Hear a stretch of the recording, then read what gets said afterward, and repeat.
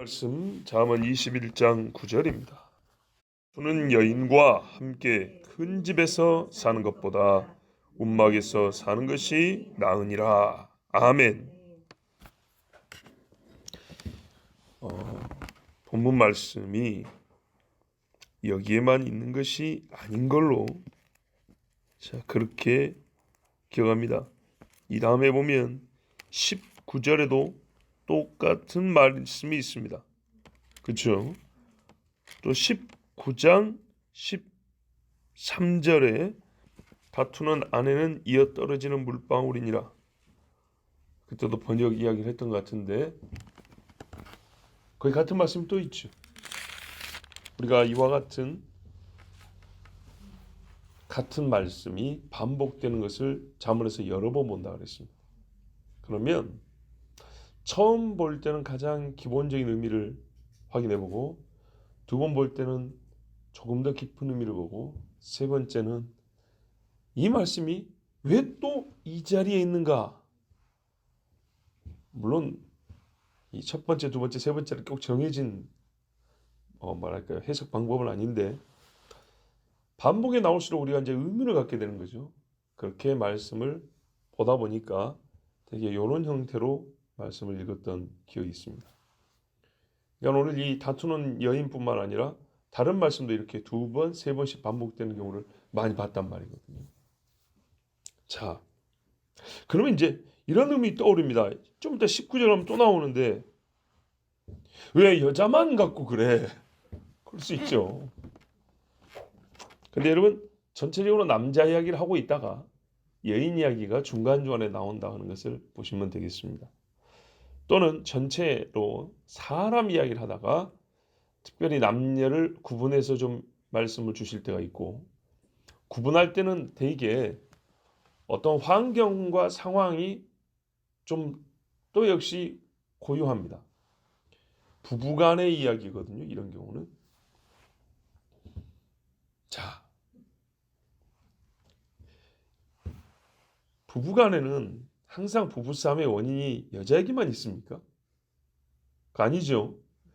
그렇게 읽으면 곤란하다는 얘기입니다. 무슨 부부 세미나라든지 가족 상담 뭐 이렇게 해놓고 이 말씀 딱 읽어놓고 여자가 잘한다는 식으로만 자꾸 끌고 와서 뭐 또 틀린 말은 아닌 것 같고 해가지고 아멘 아멘 하고 지나가 버리면 복잡해진다는 얘기입니다. 그러나 분명한 여인의 비중이 크다는 건 사실입니다. 아주 그거는 분명한 사실입니다.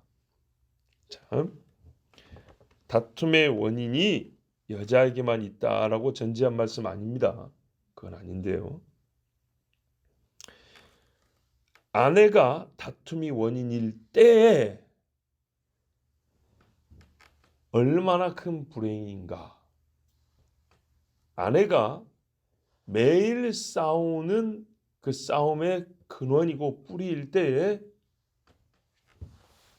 이 아내의 남편 또는 이 집에는 얼마만큼 복됨이 없는가를 생각해 보는 겁니다. 그렇게 보면 아내의 비중이 정말 크다라는 것을 우리가 그냥 바로 추론해 볼 수 있죠.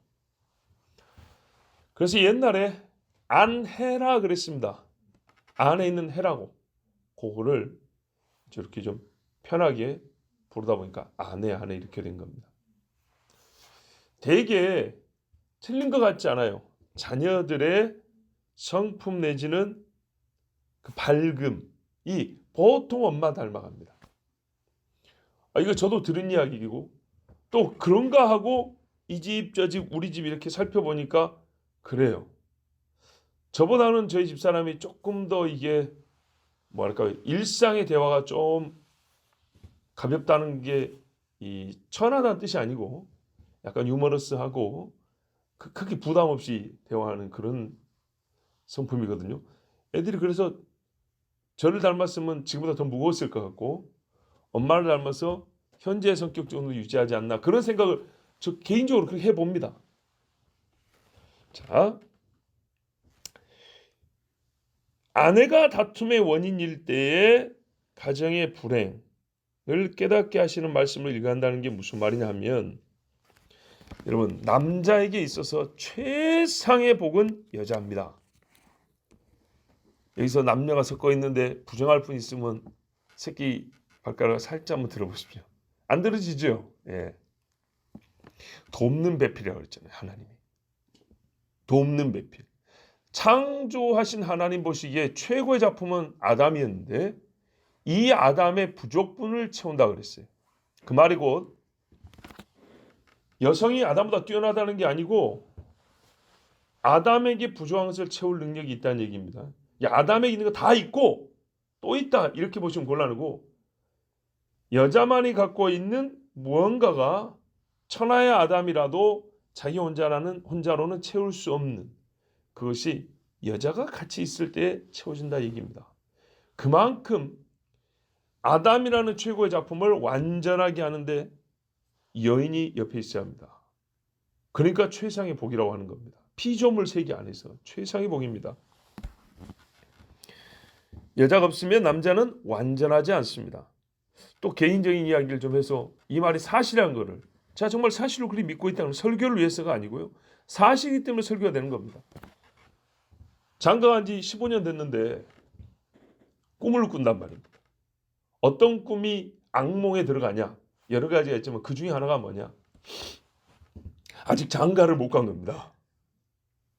장가를 못 간 현재 나이거나 장가를 가고 싶으나 가지 못하는 청년의 나이거나 그러면 장가를 가고 싶으나 못 간 청년의 나이 때는 뭐하고 있겠어요? 공부하거나 군대 있거나 아니면은 또 뭐 고시 준비한다고 하거나 뭐 먹고 살아보려고 아르바이트 한다 막 그러고 있겠죠. 얼마나 끔찍한지 모릅니다. 너무너무 괴롭습니다. 지금도 가끔 내가 여차하면 장가를 못 갈 뻔했다. 그런 생각이 듭니다. 저는 예수 믿는 사람이기 때문에 총각 때 몇 명의 여인이 좋다고 따라다녔다 하더라도 그것이 결혼으로 직결된다고 생각하지는 않습니다. 정말요. 결혼하고 이 사람들에게 어떤 매력을 느끼게 하는 것 또는 약간의 서로 간에 호감을 가지는 것하고 결혼은 완전 또 다른 문제입니다. 그래서 개인적으로는 나는 결혼할 수 있을까를 생각하면 진짜로 못할 줄 알았습니다. 당시에 정말로 못할 줄 알았고 지금도 하나님이 돕지 않으셨으면 난 지금까지도 혼자 살았을 가능성이 크다라고 생각하고 그럽니다. 그래서 사람은 어떻게 해요? 생각이 많으면 꿈이 많다고 그러죠. 그러니까 꿈에 자꾸 그게 반복되어 있지 않고 한 번씩 나오는 겁니다. 상당히 힘듭니다. 자, 그만큼 결혼, 여인과 남성이 함께해서 산다는 것은 하나님이 주신 큰 복입니다. 자, 그런데 여러분,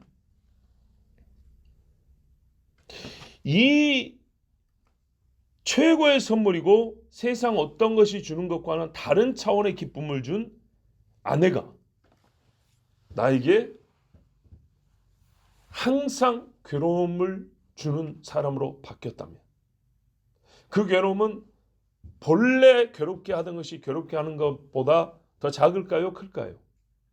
크지요. 살고 싶지 않을 정도로 크지요. 집이 넓어도 나가버리고 싶을 정도로 크지요. 그렇습니다. 또 다른 측면에서 여성의 성적 매력이 충만하고 가져온 재산이 많아서 넉넉한 생활을 하고 또 소위 말해서 배경이 좋은 집안에 바보 온달이 평강공주 집안하고 결혼을 해가지고 사회적 지위도 그 처갓집 때문에 좀 올라갔다 치더라도 이 여인이 남자의 갈빗대로부터 만들어진 존재라는 사실을 모른다면 즉 그런 것이 있기 때문에 항상 여왕 노릇하고 여주인 노릇하고 남편을 무시하고 세상적인 자기의 그 높임을 집에서 그대로 행사한다면 이 여인과 결혼한 것은 잠시 좋았을 뿐이지 평생의 복이라고 말할 수는 절대 없습니다. 이런 게 문제가 돼가지고 깨진 가정도 있고 또는 그걸 소재로 만들어진 드라마도 제법 많지 않습니까? 이거를 일반적으로 표현하자면 가장 복된 관계에 있어야 할 사람들이 최악의 저주의 관계가 되었을 때를 한번 생각해 보십시오. 경험해 본 적이 있다면 또 그거를 싫지만 한번 떠올려 볼 수도 있습니다. 예를 들면 전우가 전시에 같이 죽자 해놓고 나에게 총을 겨눈다면 지 혼자 살겠다고. 어릴 때부터 같이 자란 친구가 어디선가 범죄를 모의하고 내 재산 싹 빼가려고 나를 함정에 빠뜨리고 자기는 내 재산을 가지고 도망을 가버렸다. 부모가 7살 난 아이를 버리고 젊음을 향유하겠다 하고 집을 나가버렸다면, 자식이 돈 아낀다고 연세된 부모를 길거리에 버린다면, 남이 그렇게 해도 서름과 분노에 눈을 감을 수가 없는데, 여러분, 이런 일이 만약에 우리에게 있다면 살 수 있겠습니까? 이런 경우라면 남아있는 눈물이 한 방울도 없다. 많이 울어서가 아니라 너무 기가 막힌 일이라 내가 울 수도 없다 해도 이해할 수 있습니다. 다윗의 첫 번째 아내 미가를 한번 생각해 보시죠. 다윗이 왜 고생을 했는지 제일 잘 압니다. 그가 여호와를 경외하지 않냐고 하나님의 신에 충만하지 않았으면 고생할 일이 없습니다. 꼭 자기 아버지 사울처럼 그렇게 야비하게 살고 인간적으로 살고 귀신의 영에 사로잡혀 살았으면 진짜 사울이 요나단이 아니라 다윗한테 나라를 물려주려 했을지도 모릅니다. 블레셋 사람에게 장인 사울에게 목숨을 부지하느라 다윗이 얼마나 많은 고생을 했습니까? 그리고 미갈이 초창기에는요, 그런 다윗을 사랑해서 도움도 줬어요. 그랬던 아내가 하나님 때문에 살아온, 하나님을 위하여 하나님을 사랑하여 살아온 남편을 알면서도, 그리고 이 법궤가 이 땅에 있어서 얼마나 귀한 물건인지 정말 언약 백성인 것을 보여주는 최고의 표인 것을 알면서도 다윗이 법궤로 옮겨올 때 춤을 추니까 가장 많이, 아니 거의 유일하게 조롱하고 비웃는 사람이 미갈이었습니다. 그것도 가족들과 신하들이 있는 자리에서. 이때 다윗이 느꼈을 수치와 분노가 어느 정도 됐을까 한번 생각해 보십시오. 그 결과 어떻게 했죠? 한 입을 덮고 앉았습니다. 남들은 웃을지라도, 아니 왕이니까 대놓고 웃지는 못하겠죠. 남들은 웃음을 참아도 미갈만은 함께 웃어주어야 마땅하지 않습니까? 고생한 다윗이, 하나님을 사랑해서 여기까지 온 다윗이 하나님을 기뻐해서 춤을 출 때 같이 춤을 춰야 마땅하지 않냐 그 말이에요. 혹 누가 우리 남편 비웃을까 봐 내가 같이 춰주겠다, 이게 아니죠. 근데 거기다 대놓고 살짝 비웃는 것도 아니고 아이고 이스라엘의 왕이 얼마나 위대하신지 이러면서 비꼬면서 온 식구들을 축복을 왔다 했으니까 가족들 다 모이는 자리에서 기쁨의 인사를 나누기도 전에 그 비웃음의 말로 먼저 이 모임의 자리를 아주 하나님이 주신 복과 축복과 기쁨을 싹 제거해버리는 그런 말을 했어요. 바로 이와 같다면 여러분, 넓은 집이라도 소용없고 다만 지붕 한 귀퉁이에서 쪼그려 자는 것이 낫지 않겠습니까? 오늘 말씀이 그런 말입니다. 큰 집, 넓은 집이고요. 움막은 초라하다는 게 아니고 원래 원문에 따르면 지붕 한 모퉁이입니다. 모퉁이. 비만 겨우 몇 방울 덜 맞게 덮어줄 수 있는 처마 한 켠을 말하고 있는 겁니다. 움막은 방이라도 있겠고 실내라고도 할 수 있겠죠. 그런데 이거는 처마 한쪽 귀퉁이에 쪼그려 자는 것을 말합니다. 훨씬 더 대조가 크죠. 예, 이렇더라도 만일에 이와 같은 여인이라면 혼자 있는 게 낫다는 겁니다. 많은 좋은 것이 있어도 함께 웃지 못하는 아내라면 좋지 못하고 궁핍하더라도 남편을 존중하고 웃어주는 아내와 함께 있는 것이 훨씬 행복하고 좋습니다. 그래서 옛날에는 다 결혼 생활도 그렇게 시작했잖아요. 그리고 지나놓고 하는 말이 그때가 제일 좋았다 그럽니다. 그때가. 누가 저에게도 물으면 저도 신혼 때 5층 옥상에 그걸 뭐라 그러죠? 옥탑방. 예, 거기서 살았어요. 야, 그때가 그립다고 그럽니다. 그 두 번째가 어디냐면 빌라 2층인데 반지하이니까 1.5층 정도. 예, 거기서. 그때 재정적으로 제일 힘들었어요. 제일 힘들었는데 제일은 아니고 처음으로 힘든 걸 맛보는 때였어요. 그렇지만 조그만 애기 놓고 교회에 이제 일하러 가면 잘 갔다 오라고 이렇게 하고 했던 그때가 잊혀지지 않습니다. 창문 열고 여보 잘 다녀와 이 손 흔들어줘. 그게 잊혀지지가 않아요. 그게 제일 행복한 순간들 기억이 나요. 오늘 말씀은 또 한 가지 깊은 영적 진리를 담고 있으니 부부관계에 있어서 아내의 위치와 부부의 행복을 결정하는 그 결정적 역할이 아내에게 있음을 알려줄 뿐만 아니라 마지막 때에 아니죠. 언제라도 있는 것이지만 특별히 마지막 때에 하나님의 백성들이 음녀와 함께 동거하지 말고 그녀의 넓은 집에서 나올 것을 깨우쳐주는 말씀인 것입니다. 잠언과 요한계시록에 공히 음녀가 반복되어 여러 번 언급되는데 음녀는 좁은 집에 사는 법이 없습니다. 항상 다 으리으리한 집을 배경으로 하고 있습니다. 큰 침대와 매우 값비싼 향유, 향수, 좋은 옷들, 맛난 음식들로 사람을 유혹합니다.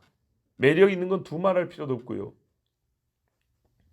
그래서 그 음녀의 방에 수많은 남자들이 찾아 들어오는데 이 방에 들어온 남자는 단 한 사람도 그 방을 나가지 못했으니 성경이 이르기를 음녀의 방은 음부로 떨어진다 그랬습니다.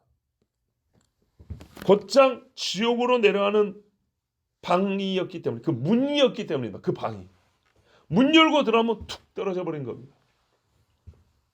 그래서 하나님은 당장 음녀의 집에서 나오라고 자녀들에게 소리쳤습니다. 우리가 아는 계시록 17장에 보면 음녀를 잘 설명하고 있고요. 18장은 음녀가 받을 심판을 말하고 있는데 그때 뭐라 했어요?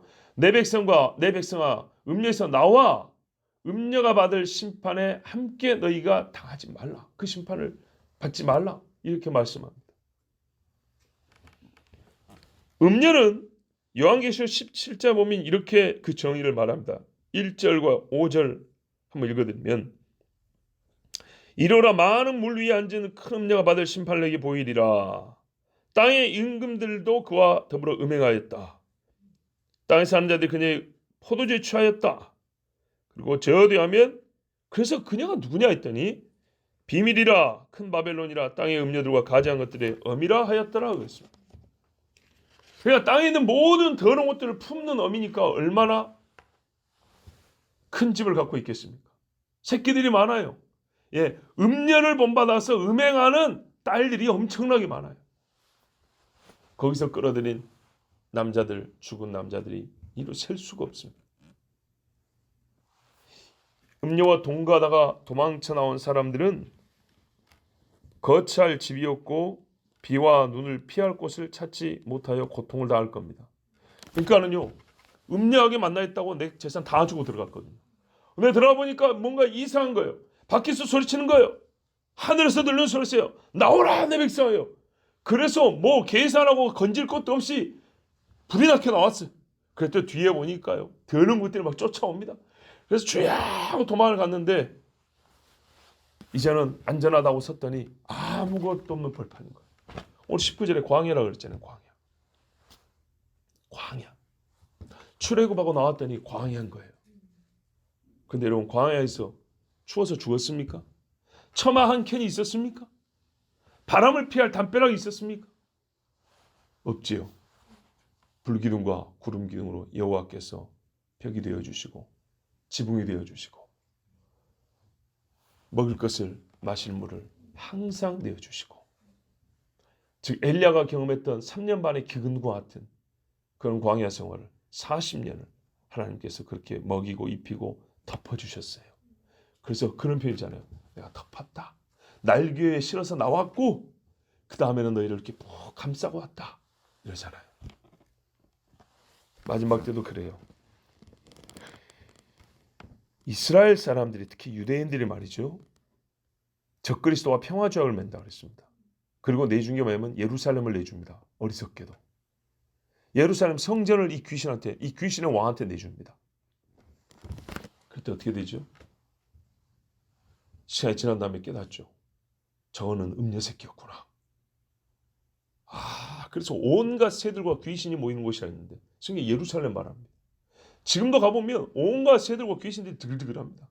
근데 마지막 때는 거짓 선지자와 음녀의 새끼들이, 음녀의 영이 가득해서 새들과 귀신이 시꺼멓게 덮은 곳이 예루살렘이 됩니다. 근데 그걸 몰라요. 근데 어느 날 깨닫게 됩니다. 왜? 그 시꺼먼 것들이 유대인들을 진멸시키려고 칼을 든단 말이죠. 그때 유대인들이 어떻게 합니까? 바보같이 저들은 우리하고 약속을 했기 때문에 죽이지 않을 거야 한 놈은 다 죽고, 성경에 그때 유대에 있는 자들은 산으로 도망하라 그랬어요. 유대의 산은 뭡니까? 다 벌거숭이 산들입니다. 나무 있는 산도 있지만은 나무가 있는 산과 벌거숭이 산이 있습니다. 하여튼 막 도망을 갑니다. 거기에 처마가 있습니까? 지붕이 있습니까? 뭐가 있습니까? 아무것도 없습니다. 그런데 왜 산으로 도망가라 그래요? 하나님께서 아무것도 없지만 내가 덮어주고 내가 지켜준다. 내가 먹여준다는 말씀입니다. 그래서 이 말씀을 보니까 선지서의 시편에 이스라엘 역사서에 그렇게 많이 반복되어 있는 말씀이 이제 또 새롭게 보이더라고요.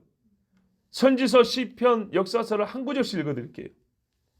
요엘 3장 16절에 여호와께서 시온에서 부르짖고 예루살렘에서 목소리를 내시리니 하늘과 땅이 진동하리로다. 그러나 여호와께서 그의 백성의 피난처 이스라엘 자손의 산성이 되시리로다. 그냥 이게 추상적으로 어려움을 피하게 되시고 뭡니까 그 악한 자들이 우리를 침범하지 못하고 그냥 물러간다. 이런 보이지 않는 세계에서만 하나님 아신다 보지 말고 실제로 하나님이 우리에게 피할 곳을 주시는 걸 생각해 보세요.